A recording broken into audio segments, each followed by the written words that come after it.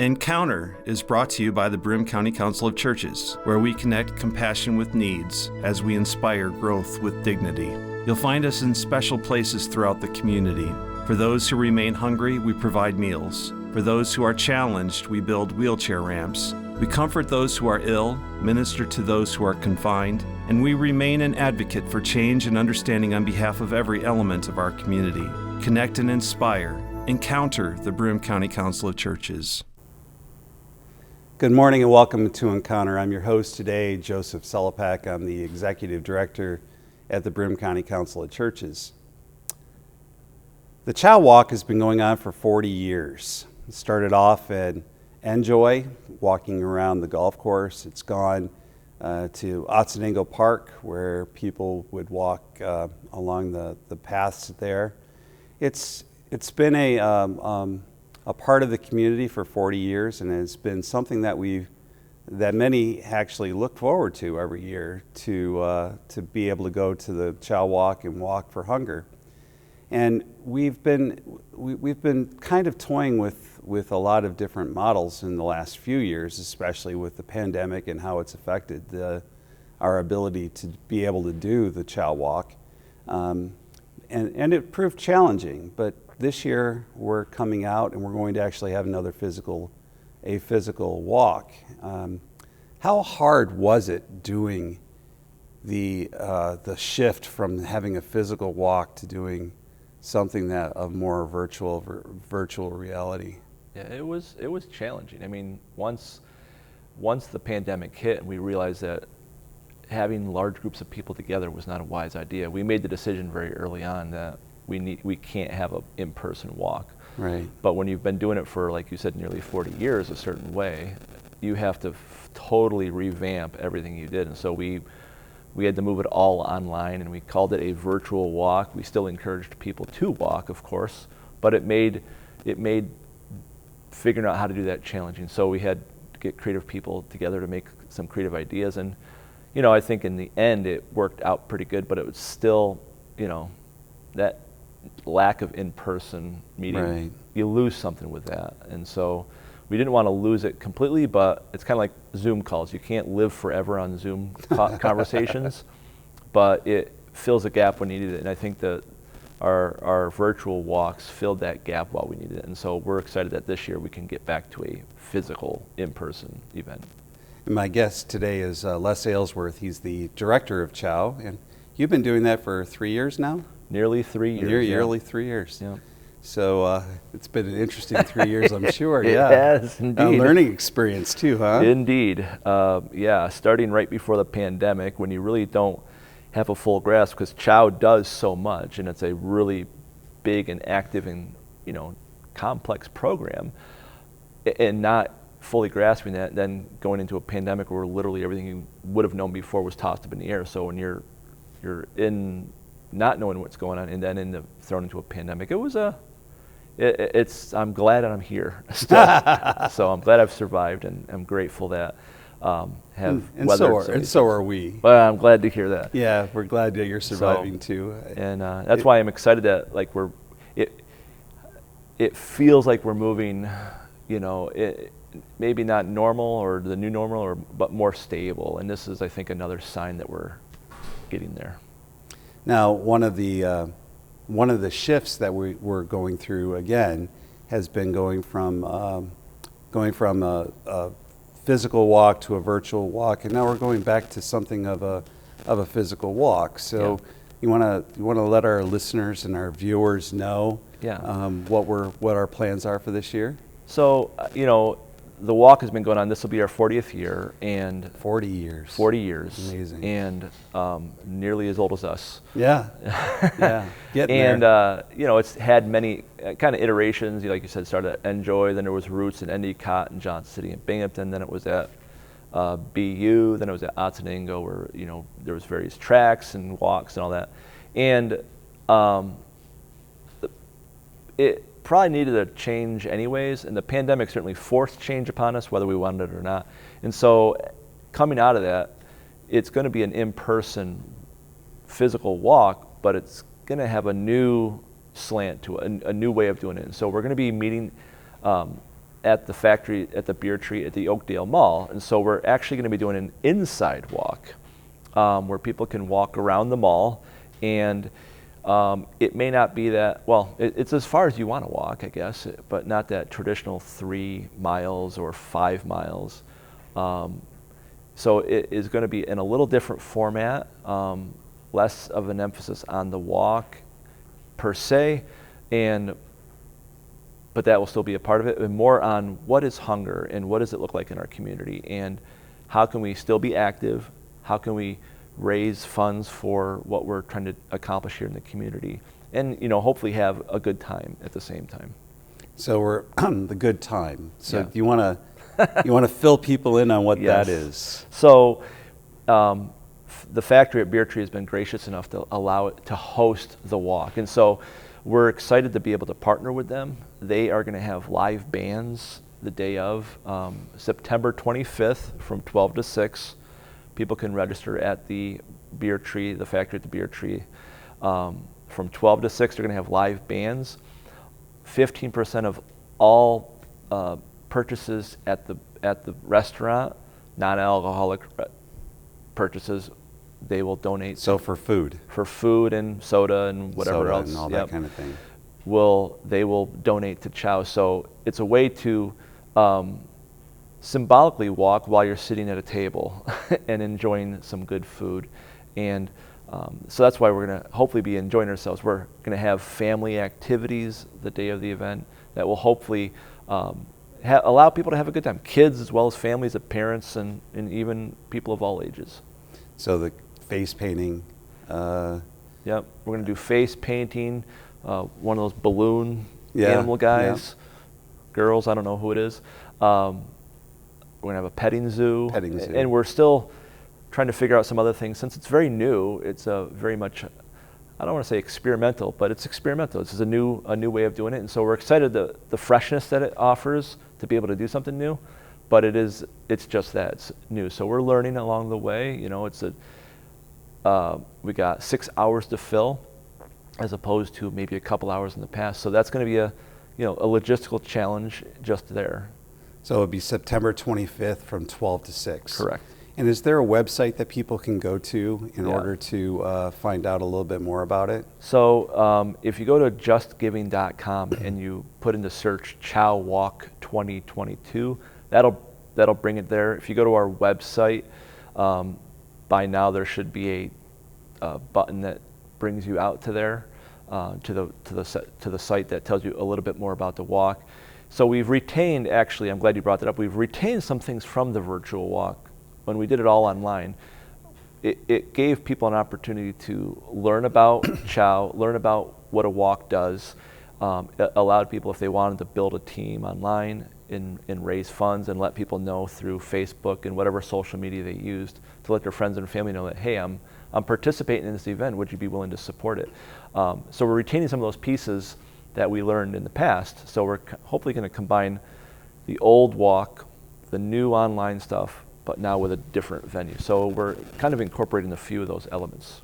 And a lot of it's part of a lot of the changes that have been going on at the mall, where we find out that we're going to have a new Dick's Super Center. The factory is moved in there. A lot of the old box stores have closed, but it seems that there's a shifting going on at the mall, and it's kind of interesting, even with the Lord's Health and Fitness Center being there and that kind of thing. It seems like there's a lot of life that's being brought into the mall. So it kind of makes sense that we would want to be a part of that, right? Yep, absolutely. It seems that there is some new life being breathed in the mall, which is, for those of us who've lived here for many years, right.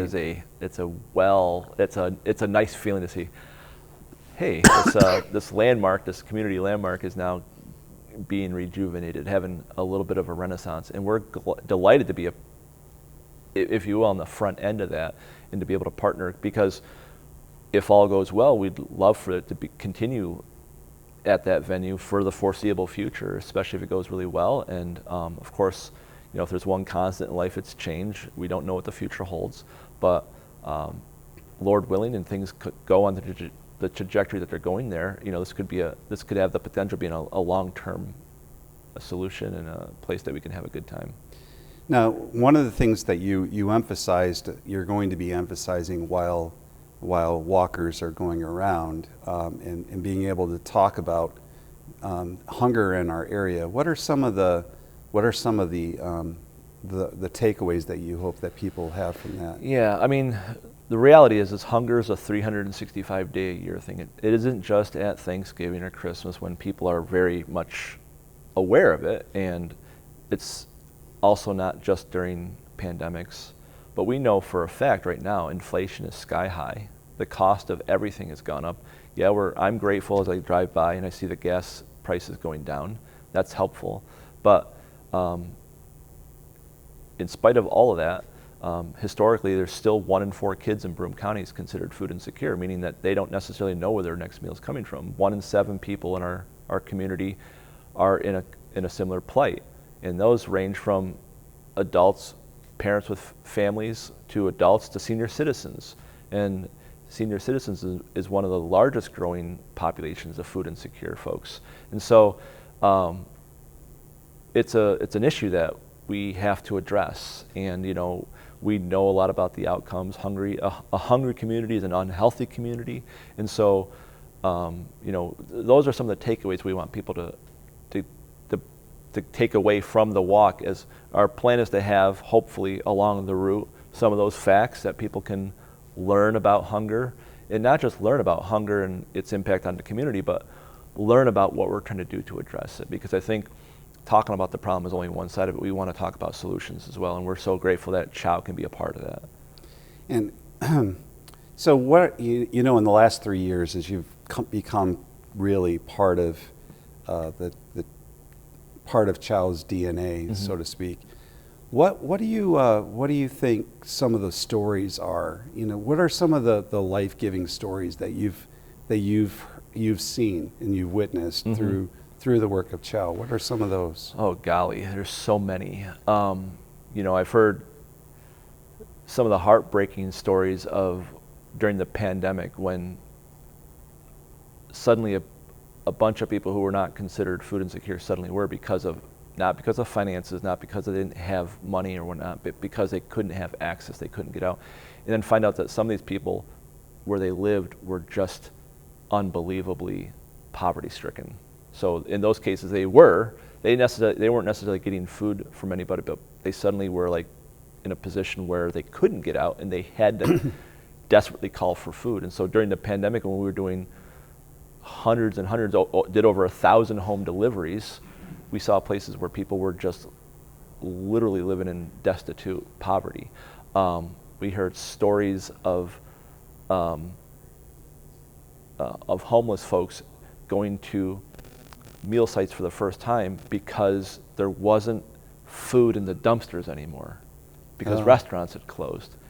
And it almost is, it's mind-blowing. Like, it has to be pretty bad when your dumpsters don't have food in it that you can't eat. And those are the heartbreaking stuff, but to know that we were there for that person, they could then come get food. Just literally 2 weeks ago, we were doing one of our summer feeding food giveaways at a school, and a family pulled up, and a dad hopped out of the car. He says, "This is so awesome. I just lost my job 2 weeks ago. I am so grateful for this." And so those stories of helping people right along continue to today, and it goes on. Older folks, as I mentioned earlier, who have to make those real decisions. It's not just theoretical and heart-tugging stories. People making decisions whether to buy prescriptions or their food.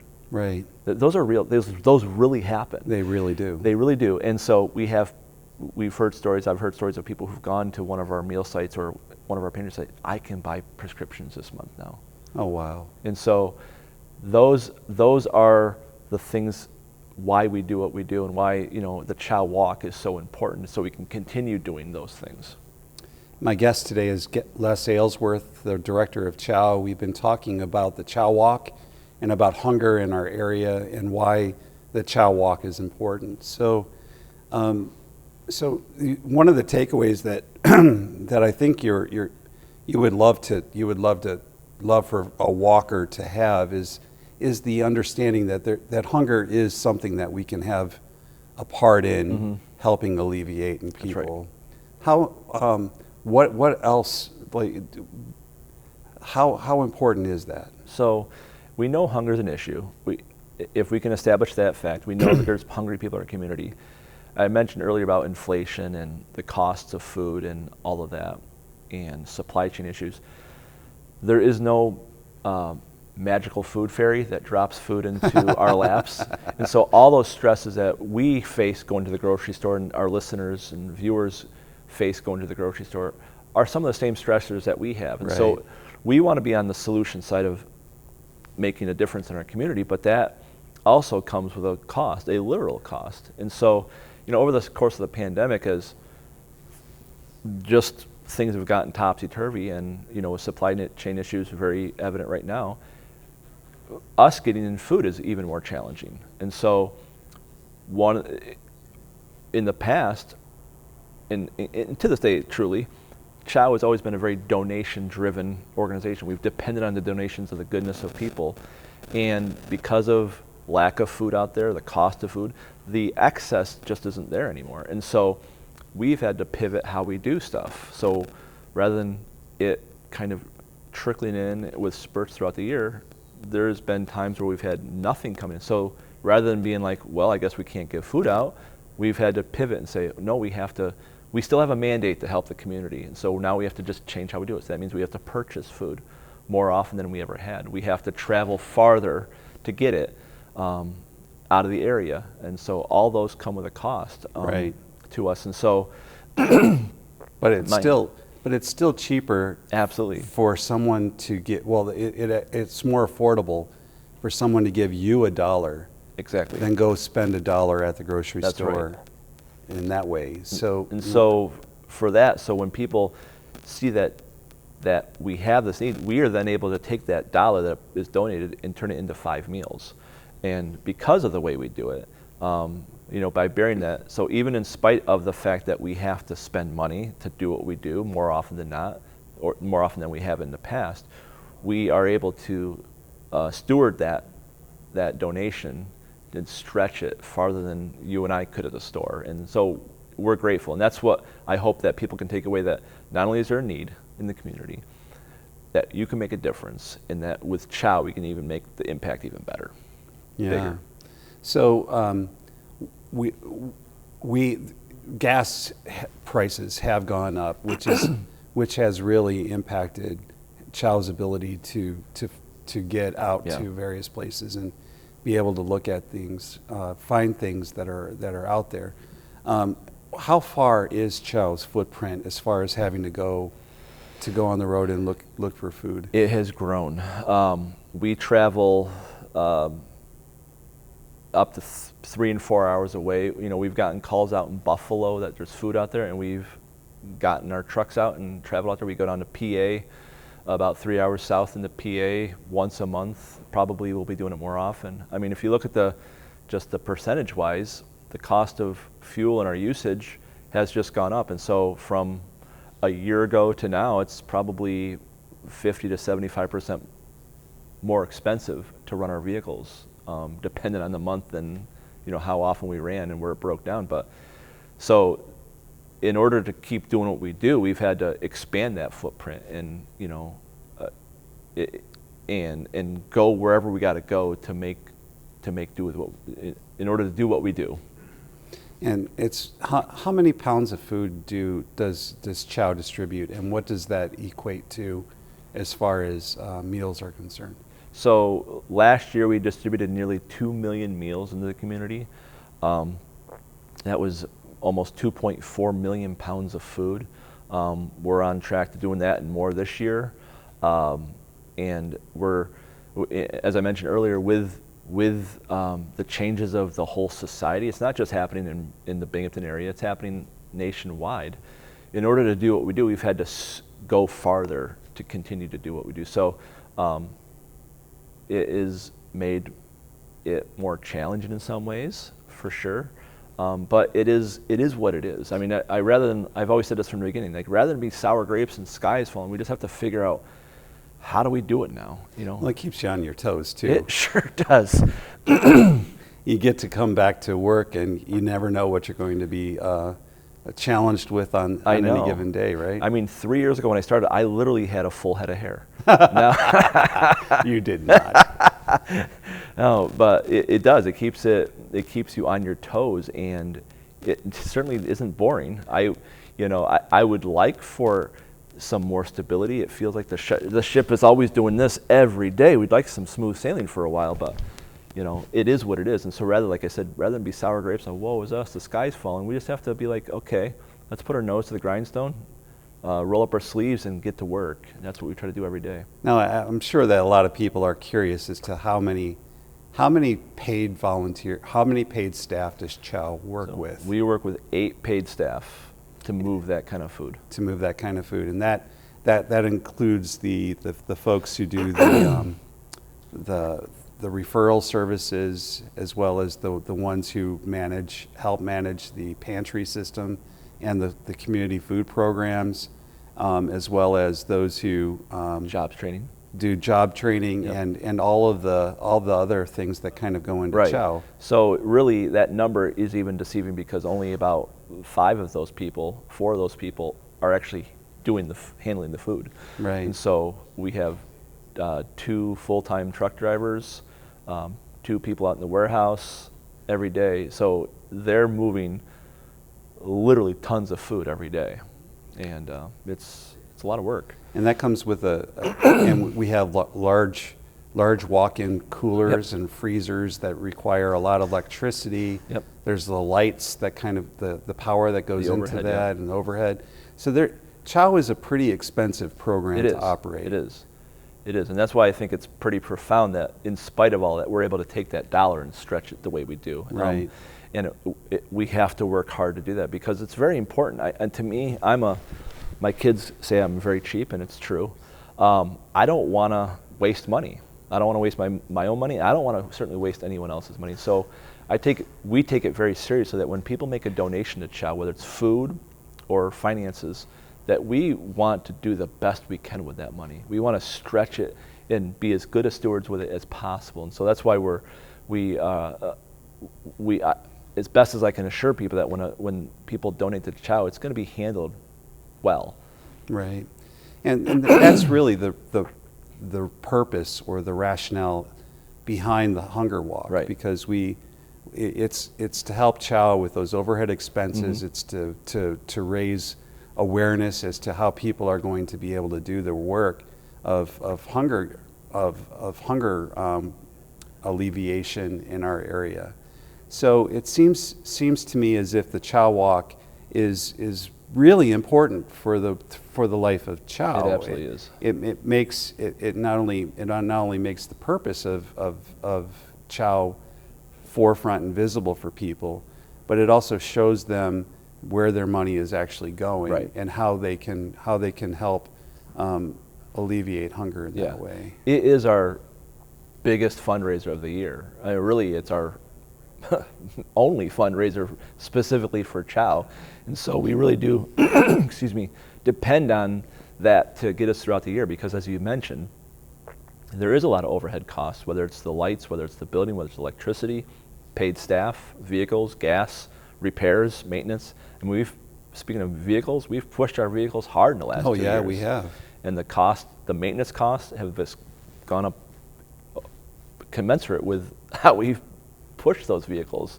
Right. As the old saying, we've ridden them hard and put them away wet, like the horses. And we've had to, but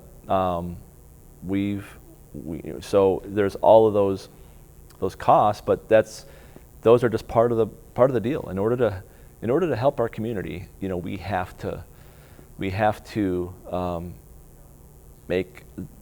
pay that cost. And I'll mention this, and the way we do it is at no cost to any of our clients, at no cost to any of our pantries. And we are very proud of the fact that we are bearing that burden, so that our pantries and meal sites don't have to.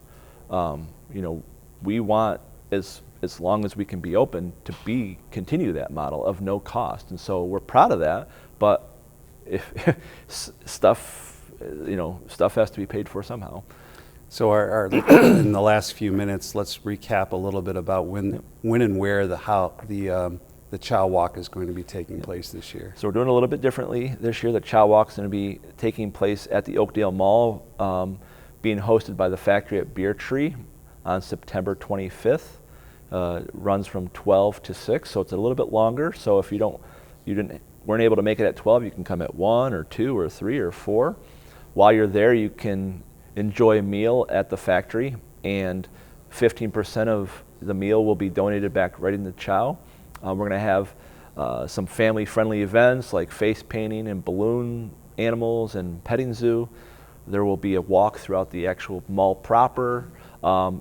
Leading up to the mall the week before, you'll hopefully see our vehicle will be at center court. We'll have one of our vans, our colorful vans, with some signage and letting people know about what's going on the following week. And so, hopefully that'll draw some attention to what we're trying to accomplish as well. Of course, we'll have barrels there so people can bring in food if they are unable to make the walk the day of. We still have a website. You can go to our broomcouncil.net if you want to contribute. You couldn't go to the walk, but you still want to participate and give to the walk, you're able to do that. So there's lots of ways to get involved. And the Just Giving website as well, because that's where teams will be signing up through there. And that should have a link on our site, but it's justgiving.com. You can search Chow Walk 2022. You'll be able to find that and learn all about it. And can a person join a team through that too? They can, and that'll give the ability to let your friends and family know what's going on. So, the more the merrier. And so that's justgiving.com and www.broomcouncil.net. Those are the two places where people can go to in order to find out more about the walk. When, where, obviously is September 25th. It'll be at the Oakdale Mall. It'll be starting at the factory and register at the factory. Register at the factory from 12 to 6 on that day. So come, enjoy yourself. There'll be bands, there'll be live bands there. We're really hoping for just a fun, good day, and people can get out and even be active in it. And I'm looking forward to it, and hopefully meeting lots of people who have been supporters in the past and new supporters of Chow, and meeting them and thanking them and telling them about what we do and all that stuff. My guest today has been Les Aylesworth. We've been talking about the Chow Hunger Walk and about its evolution, this most recent evolution, maybe a little bit about the 40-year history of the Hunger Walk and how people can participate and help alleviate hunger in our area. I want to thank you for being on Encounter today, Les. Thank you for having me. And to all of you, I hope you have a good day. Be kind and gentle to each other.